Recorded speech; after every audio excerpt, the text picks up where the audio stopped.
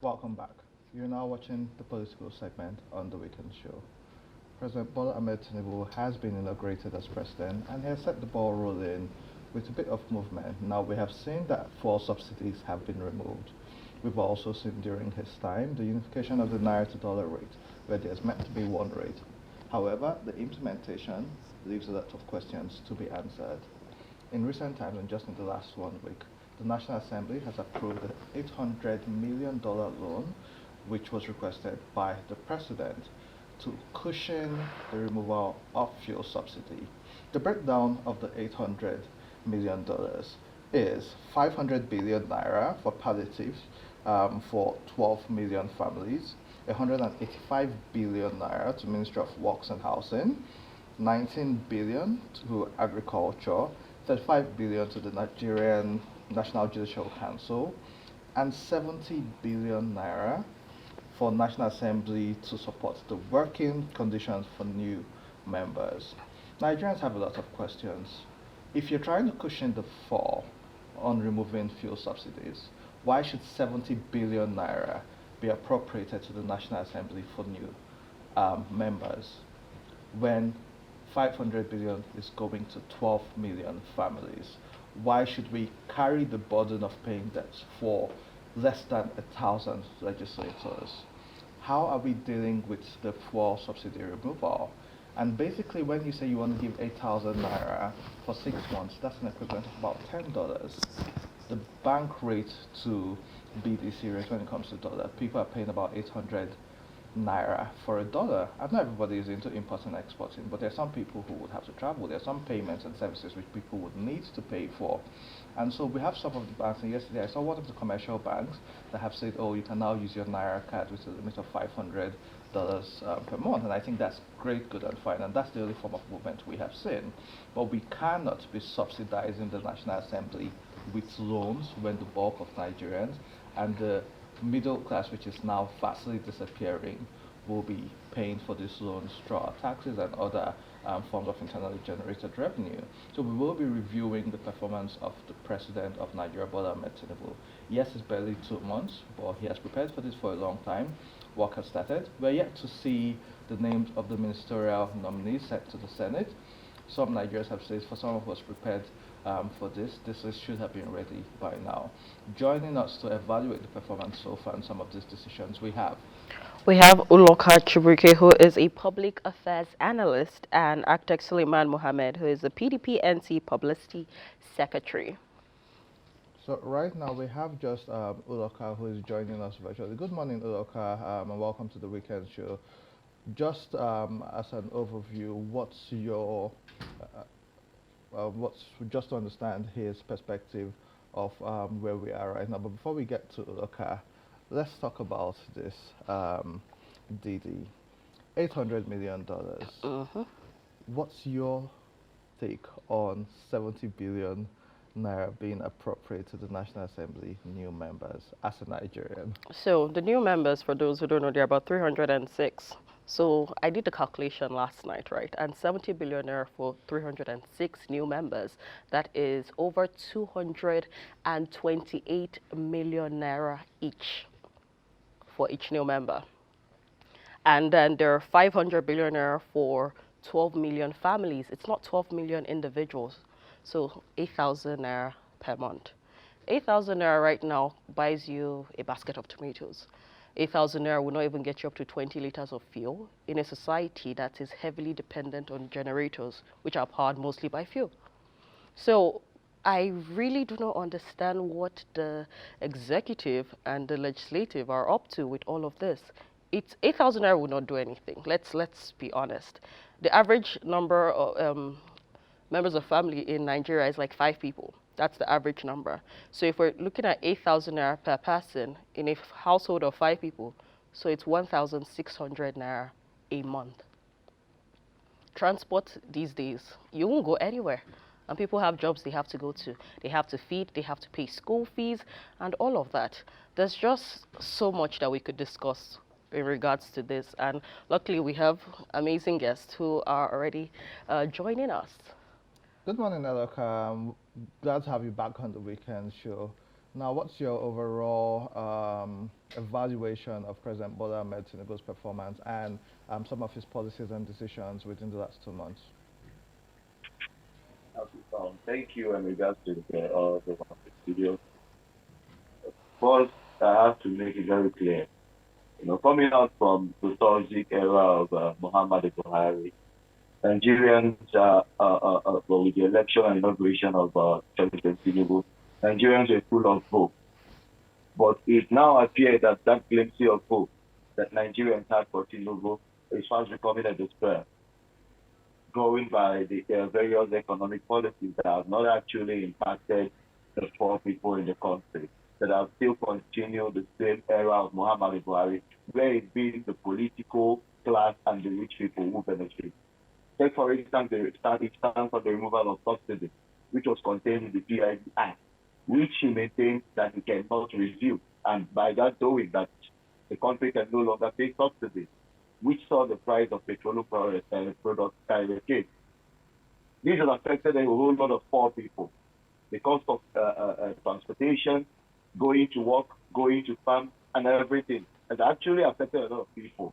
In the space of about 50 days of President Tinubu, we've seen more Nigerians move into poverty to compare to the infamous era of Muhammad Buhari. We've seen a whole lot of Nigerians actually die from situations of the economic policies of President Tinubu. So generally, I don't think that the president has done anything that should give Nigerians a little bit of hope while we wait till we get it out correct in the seat of power. He hasn't given Nigerians enough hope to believe in him. His policies has been anti-people. Now, the issue of the 800 billion naira dollars that is being borrowed, which from the start, the start we've seen out there, whereby 500 billion naira, 70 billion naira is being earmarked for new lawmakers. I think that's senselessness. I think that is continuous, insensitive act of the people who are leading this nation. How can you say that you're paying a house with 8,000 naira when we are trying to see measures what we are going to do to rescue people out of poverty, and you're pushing them down poverty? There are a whole lot of communities that don't have access to clean water. There are a whole lot of communities that don't have access to health. There are a whole lot of communities that don't have access to electricity. We are not even looking at it from this borrowed money that we're trying to provide clean drinking water for a lot of communities. At least it will be more impactful coming out to tell people that pay 8,000 naira for a household. We have a record of 110 million. And out of that 110, you pay 8,000% of the multidimensional poor people. So what happens to other percentages that are left out there? It is creating more insecurity in the country with this notion. Because when a household that is living in the midst of poverty gets 8,000 naira, why the neighbor has no access to that amount of money? It's an insecurity. He has become a threat to the people living around him or her or the household. So I don't think the economic policies of President Muhammad Tinubu, Bola Tinubu, is something that has given hope to the people in this country. It's rather has, clashed all the little hope that everyone has for him, that he is going to do things differently, coming out from the toxic era of Muhammad Buhari. And I think that the federal government should have a rethink on those policies. When you look about the tax, the green tax and the telecommunication tax that he made an executive order to defer, he only deferred it based on the constitutional provision. He didn't actually do it to see how it can impact on people positively. But no, to be right, to do it so as to be seen as someone who is a president of rule of law. And this thing has no effect on the people who have been targeted. We are talking about 133 million multidimensional poor Nigerians. And this is an issue for us in this country. Thank you. Okay, Uloka, you said there is no hope based on, the economic policies so far from the president. But would you say this 500 billion naira that he has decided to, sign as palliatives for Nigerians for the next 6 months, would you say that's his own way of cushioning the effect of the fuel subsidy and the rise in prices generally across the board? Whenever we're making policies is being made to target of progress. is being made to target the development. It's being made to target a positive result. Now, when we look at the 500 billion naira that is being earmarked for the poor people, I don't think it is solving any problem, but rather it is creating problem for us. We cannot continue with the social palliative that Muhammad Buhari dictated to us. I think he has not actually achieved anything pulling people out of poverty, but rather he has created more poverty. We cannot be a country that borrows to consume. What I expect the president to do is to see how he can actually get tax exemption for a lot of small scale businesses and see how he can galvanize the governors and the local government chairmen together who are the ones who are closest to the people in the remote areas, who are closest to these people who we are actually very as a multidimensional form in the country, to see how they can get tax I don't know how to put it, but tax exemption, whatever you want to just to get a little bit tax exemption for a period of time, to see how we can aid small businesses to grow. The federal government, in their own aspect, should actually, if at all that we have to borrow, it is to improve the little infrastructure that affect our everyday life. And it's sad that majority of communities don't have clean water. So if someone is thirsty and in need of water, and you're giving them 8,000 naira, which according to your own breakdown, we are seeing that it is not even up to 8,000 naira for a family that is up to 8. A household that is up to 8, it is not even up to 800 naira per person. So what happens to them being thirsty? What happens to them? If this money cannot meet their priorities? What it means is that we are having more death rates in this country.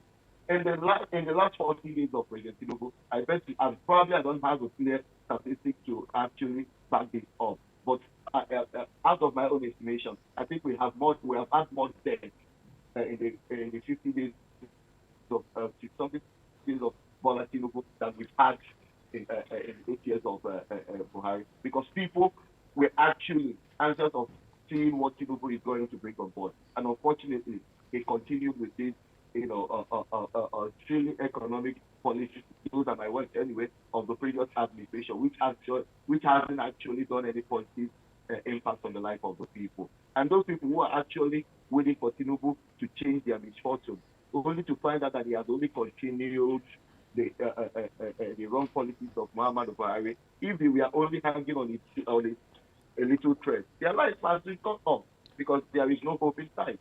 So I don't think that idea of borrowing 500, when you mention 500 billion naira, it looks so big. But when you do the breakdown on the 12 million Nigerians who are going to benefit from it, you see that it is nothing. We should target on the providing clean water to some rural communities, providing them means of transportation, bringing out the little things they have in the rural areas out of the urban area where people can purchase it, so they can have good purchasing power. You can't imagine a larger percentage of this money to the poor, to the rich people who are taking the money to go for education and health tourism abroad. It impacts on our economy. So people who should get the majority of this money should be the people in the rural area who have no means of getting any educational or health tourism abroad. So the money will sink in our economy. And these people, you are giving them a paltry sum. So how is it going to impact on the economy? It is killing the economy. We can't continue this way.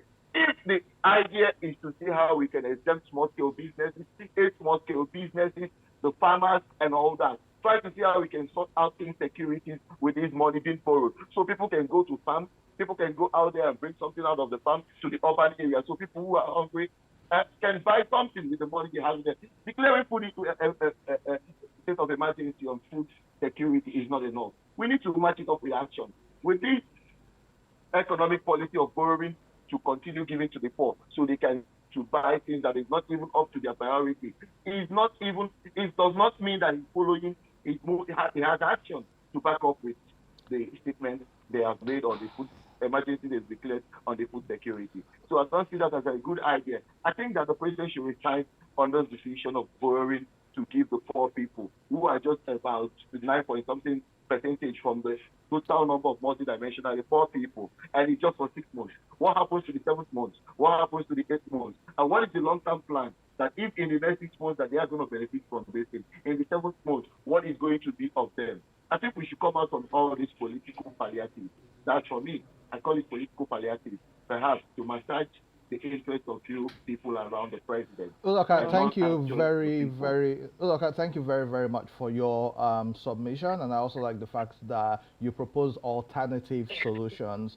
That's the much we can take on today's episode, but next week we will have a member of the ruling party APC to come explain from their own perspective about this and also prefer um, pro proper solutions on how these palliatives can impact the people, and also talk about what you've mentioned about borrowing for consumption. Thank you very much, Uloka. Thank you. And to our Thank you viewers so at much. home, that's the much we can take on today's episode of The Weekend Show.